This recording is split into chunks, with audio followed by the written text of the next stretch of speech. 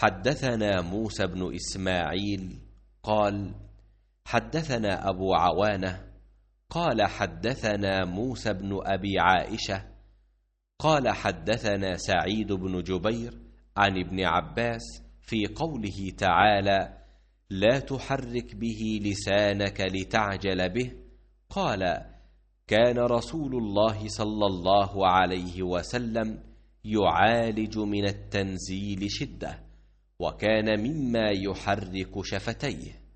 فقال ابن عباس فأنا أحركهما لكم كما كان رسول الله صلى الله عليه وسلم يحركهما. وقال سعيد أنا أحركهما كما رأيت ابن عباس يحركهما فحرك شفتيه. فأنزل الله تعالى لا تحرك به لسانك لتعجل به إن علينا جمعه وقرآنه.